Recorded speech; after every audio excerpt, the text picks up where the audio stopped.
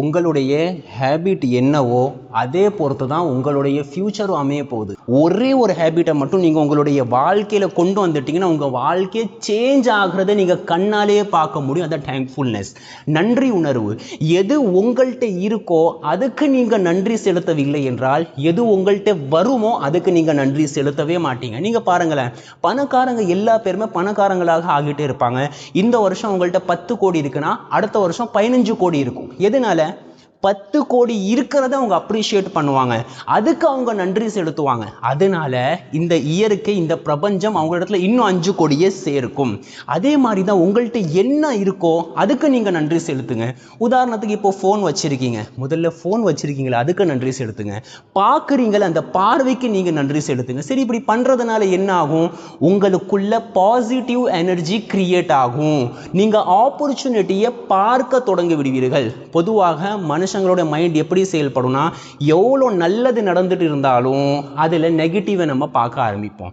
ஆனால் எப்போ நம்ம தேங்க்ஃபுல்னஸோட இருக்க ஆரம்பிப்போமோ, எவ்வளோ நெகட்டிவ் நடந்தாலும் அதிலிருந்து நம்ம பாசிட்டிவை எடுத்துட்டு அது நம்முடைய ஆப்பர்ச்சுனிட்டியாக நம்ம கிரியேட் பண்ணிடுவோம். சரி, இப்போ தேங்க்ஃபுல்னஸ்க்காக நம்ம செய்ய வேண்டியது என்ன? ஒன்றும் இல்லை, ஒரு பேப்பர் எடுங்க. உங்கள்கிட்ட இருக்கிற நல்ல விஷயங்கள் எதுவும், உங்களுக்கு எதை நீங்கள் அப்ரிஷியேட் பண்ணுறீங்களோ அந்த மாதிரி 5 விஷயங்களை நீங்கள் டெய்லி எழுதுங்க. நைட்டில் தூங்குறதுக்கு முன்னாடி, காலையில் தூங்கி முழிச்ச உடனே, உதாரணத்துக்கு உங்களுடைய ஹெல்த் நல்லா இருக்குது, என்கிட்ட ஹெல்த் நல்லா இருக்குது, அதுக்காக நான் இறைவனுக்கு நன்றி செலுத்துகிறேன். நான் சந்தோஷமாக இருக்கேன், அதுக்கு நான் இறைவனுக்கு நன்றி செலுத்துகிறேன். என்னுடைய பேரண்ட்ஸ் உயிரோடு இருக்காங்க, அதுக்கு நான் நன்றி செலுத்துகிற சொல்லி டெய்லி 5 விஷயங்களுக்காக வேண்டி நீங்கள் நன்றி செலுத்துங்க. ஒரே விஷயத்தை ரிப்பீட் பண்ணாதீங்க, வேறு விஷயத்துக்கு நீங்கள் நன்றி செலுத்துனீங்கன்னா நீங்கள் பாசிட்டிவான நபராக மாறிவிடுவீர்கள். அதனால தான் சொல்லப்படுது, gratitude is the beginning for your transformation. உங்களுடைய வாழ்க்கையுடைய மாற்றத்திற்கு முதல் படியை, ஸ்டார்டிங் என்னதுன்னா தேங்க்ஃபுல்னஸ் தான். அது நீங்கள் வாழ்க்கையில் கொண்டு வாங்க. அதுக்கடுத்து டிஸ்கனெக்ட் மோடு. டிஸ்கனெக்ட் மோடுனா என்ன? உங்களுடைய வாழ்க்கையில் நீங்கள் எல்லா பேரை விட்டும் டிஸ்கனெக்டாக இருங்க. இப்போ நீங்கள் நிம்மதி இல்லாமல் இருக்கீங்களா, வாழ்க்கையில் ஒரு விஷயத்தை அடையாமல் இருக்கீங்களா, நான் சொல்கிறது ஒரே ஒரு விஷயத்தை மட்டும் நினச்சி பாருங்கள். உங்கள் வாழ்க்கையில் யாரும் ஒருத்தங்க இருக்கிறாங்க, உங்களுடைய வளர்ச்சியை அவங்க தடுத்துட்டு இருக்காங்க, உங்களுக்கு ஒரு நிம்மதியற்ற நிலையை உண்டாக்கிட்டே இருப்பாங்க. இதனால தான் நீங்கள் வாழ்க்கையில் முன்னேறாமல் இருக்கீங்க. நான் ஒருத்தன் தான் இருக்கணும்னு கிடையாது, நிறைய பேர் கூட இருக்கலாம். நீங்கள் எப்போ டிஸ்கனெக்ட் மோடுக்கு வருவீங்களோ, டிஸ்கனெக்ட் மோடுக்கு நீங்கள் ஸ்டார்டிங் எப்படி பண்ணணும்? முதல்ல உங்களோட ஃபோனை நீங்கள் ஃப்ளைட் மோடில் போடணும். இல்லைனா உங்களுடைய ஃபோனை நீங்கள் தூரமாக எங்கேயாவது வச்சிடணும், உங்களோட ரூமில் வச்சிடணும். இல்லைனா உங்களுடைய இடத்துல இருந்து ஒரு 10 மீட்டர் தூரத்தில் நீங்கள் ஃபோனை வச்சுட்டு நீங்கள் உட்காரணும். டிஸ்கனெக்ட் மோடுக்கு போயிருங்க. இந்த உலகத்தில் உள்ள எல்லா பேரை விட்டும் டிஸ்கனெக்டாக ஆகி ஒரு ஐசோலேஷனாக, ஒரு தனிமையில் நீங்கள் உட்கார்ந்து விடுங்கள். அப்படி நீங்க தனிமையில் நீங்க ஆயிட்டீங்கன்னா நீங்க செல்ஃப் லவ்வை தொடங்கி விடுவீர்கள்.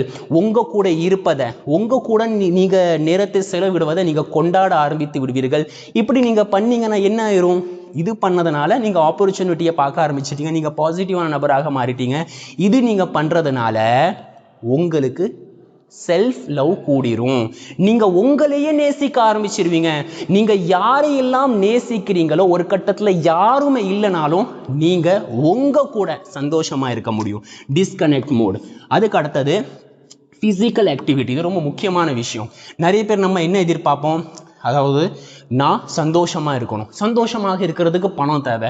சரி, பணம் உங்கள்கிட்ட எல்லாமே வந்துருச்சு, ஹெல்த்தை போயிடுச்சுன்னா நிம்மதி இருக்குமா? ரொம்ப பேசிக்கான விஷயம் இது. எல்லாமே உங்களுக்கு கிடைச்சிருச்சு, ஆனால் ஹெல்த் உங்கள்கிட்ட கிடையாது, நிம்மதி இருக்குமா? நான் சொல்ல வர்றது ஃபிசிக்கல் ஆக்டிவிட்டி இருக்கணும். ஃபிசிக்கல் ஆக்டிவிட்டி டெய்லி பேசிஸில் உங்கள் வாழ்க்கையில் இருக்கணும். ஃபிசிக்கல் ஆக்டிவிட்டி உடனே ஜிம்முக்கு போயிட்டு நீங்கள் 100 கிலோ டெட் லிஃப்ட் பண்ணுங்கன்னா சொல்லலை. நீங்கள் ஃபிசிக்கல் ஆக்டிவிட்டி பண்ணணும். நான் சொல்லணும்னா நடங்க, வாக்கிங், நடக்கிறது.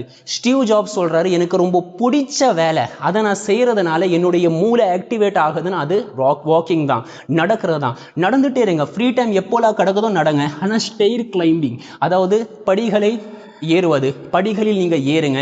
இப்படி சின்ன சின்ன ஆக்டிவிட்டி நீங்கள் பண்ணுறதுனால உங்களுடைய உடம்பு ஆக்டிவேட் ஆகும். நிறைய விஷயம் செய்ய வேண்டும் என்று உங்களுடைய உடல், உங்களுடைய மூளைக்கு சிக்னல் அனுப்பி கொண்டே இருக்கும். பிசிக்கல் ஆக்டிவிட்டி இருக்கிறதுனால நீங்கள் என்ன பண்ணுவீங்க? ஆக்டிவேட் மோட்ல இருந்து உங்களுடைய கோலை நோக்கி நீங்கள் பயணத்தை தொடங்கி விடுவீர்கள். அதுக்கடுத்து லேர்ன் டெய்லி. டெய்லி ஏதாவது ஒரு விஷயத்தை கற்றுக்கிட்டே இருங்க. டெய்லி ஒரு விஷயத்தை கற்றுக்கிறதுனா என்ன அர்த்தம்? வெறும் கேட்கறது பார்க்கறது மட்டும் கிடையாது. உங்களுடைய வாழ்க்கையில நீங்க அப்ளை பண்றதுதான் கத்துக்கிறதுன்னு அர்த்தம். நீங்க இப்போ வெறுமனையாக இந்த வீடியோவை பார்த்துட்டு எந்த வகையான லேர்னிங்கை உங்களுடைய வாழ்க்கையில நீங்க அப்ளை பண்ணலனா இந்த போனுக்கும் உங்களுக்கு என்ன வித்தியாசம் இருக்கு? இந்த போன்லயும் டேட்டா இருக்கு, இந்த போன்லயும் இன்ஃபர்மேஷன் இருக்கு, உங்கள்கிட்டயும் இன்ஃபர்மேஷன் இருக்கு. ரெண்டுக்கு என்ன வித்தியாசம் இருக்கு? ரெண்டுக்கு வித்தியாசம் என்ன தெரியுமா? போன்ல இன்ஃபர்மேஷன் இருக்கும், ஆனா அதை வச்சு போன் செயல்பட முடியாது.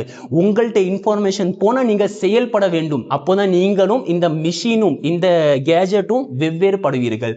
அதனால நீங்க டெய்லி கற்றுக்கொண்டு அதிலிருந்து விஷயங்களை நீங்க அப்ளை பண்ணுங்க. அடுத்தது மெடிடேஷன். மெடிடேஷன் என்ன? உங்களுடைய சிந்தனை நீங்க அப்சர்வ் பண்ணி பாருங்க. ஒன்று கடந்த காலத்துல இருக்கும், இல்லைன்னா ஃபியூச்சர்ல இருக்கும். நிகழ்காலத்துல கொண்டு வாங்க.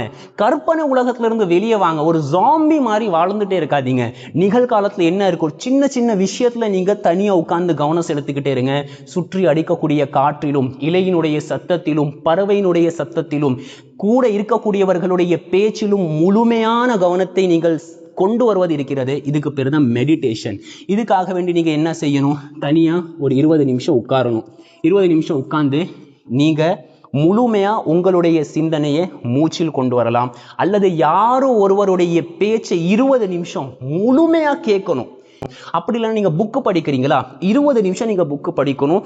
முழு சிந்தனையும் அந்த புக்ல, அந்த புத்தகத்தில் மட்டும்தான் இருக்க வேண்டும். இது மெடிடேஷன். அடுத்த 6வது ஒரு பாயிண்ட் இருக்கு. இது 6வது நான் எழுதியிருந்தாலும் கூட இதான் ஃபர்ஸ்ட். அது என்னது? Start now. உடனடியாக இப்போ நீங்க இந்த விஷயத்தை தொடங்கணும். அப்ப இந்த விஷயத்தை நீங்க தொடங்குறதுக்கு என்ன பண்ணணும்? முதல்ல நீங்க தேங்க்ஃபுல்னஸ். இந்த வீடியோ பார்த்து முடிச்ச உடனே இந்த கமெண்ட் பாக்ஸ்லயோ இல்லைன்னா உங்களுடைய நோட்ஸ்லயோ நீங்க எதுக்காக வேண்டி நன்றி உணர்வோடு இருக்கீங்களோ அந்த 5 விஷயத்தை நீங்க மைண்ட்ல கொண்டு வந்து அதுக்காக ஒரே ஒரு விஷயத்தை மட்டும் சொல்லுங்க. இறைவன் எனக்கு இது கொடுத்ததற்காக வேண்டி நான் இறைவனுக்கு நன்றி செலுத்துகிறேன். இது மட்டும் சொல்லுங்க. ஒரு 5 விஷயத்தை முதல்ல ரெடி பண்ணிக்கோங்க. அது டிஸ்கனெக்ட் மோட். அது 5 விஷயத்தை நீங்க எழுதிட்டு அதுக்காக நன்றி செலுத்திட்டு உடனே உங்களோட போனை ஃப்ளைட் மோட்ல போட்டு தனியாக உட்கார்ந்துட்டு நீங்க அடுத்ததாக செய்ய வேண்டியது ஒரு பிசிக்கல் ஆக்டிவிட்டி செய்யுங்க. கொஞ்சம் நடந்துட்டு வாங்க, இல்லைன்னா கொஞ்சம் லைட்டா ஓடிட்டு வாங்க, இல்லைன்னா ஒரு புஷ்அப்ஸ் பண்ணுங்க. ஏதாவது ஒன்று பண்ணுங்க. ஒரு பிசிக்கல் ஆக்டிவிட்டி தொடங்க. அடுத்த லேர்ன் டெய்லி. அதுக்கு அடுத்த திருப்பியும் உட்கார்ந்து போனை ஆன் பண்ணிட்டு ஒரே ஒரு விஷயத்தை நீங்க கத்துக்கோங்க. ஒரே ஒரு விஷயத்தை, அது என்ன வேணா இருக்கலாம், ஒரு விஷயத்தை மட்டும் தான் நீங்க கத்துக்கணும். அதுக்கு நீங்க ஸ்க்ரோல் பண்ணிட்டே இருக்கக்கூடாது. ஒரே ஒரு விஷயத்தை மட்டும் கத்துக்கிட்டு அதுக்கு அடுத்தது அந்த ஒரு விஷயத்தை மட்டும் மைண்ட்ல ஏத்திட்டு தனியாக மெடிடேஷன் செய்யுங்க. 20 நிமிஷம். 20 நிமிஷம் உங்க கூடயே நீங்க தனியாக உட்கார்ந்து டைமை ஸ்பெண்ட் பண்ணுங்க. இந்த 6 விஷயத்தை நீங்க வாழ்க்கையில கொண்டு வாங்க. உண்மையில சொல்றேன், 90% உங்களுடைய வாழ்க்கையோட எல்லா பிரச்சனையும் சால்வ் ஆயிரும். அது மட்டும் இல்லாம உங்களுக்கு இதன் மூலமா இது எல்லாமே செய்யறதுனால உங்களுக்கு ஒரு ரிவார்டு கிடைக்கும். அதுக்கு பேர் தான் பீஸ். நிம்மதி உங்களுக்கு கிடைக்கும். உங்க ஃபேஸ்ல ஒரு சந்தோஷம் இருக்கும். கண்டிப்பா இதை அப்ளை பண்ணிட்டு உங்களுடைய வாழ்க்கையில சேஞ்ச் வருதா இல்லையான்னு பாருங்க. Be aware. விழிப்புணர்வோடு இருங்க.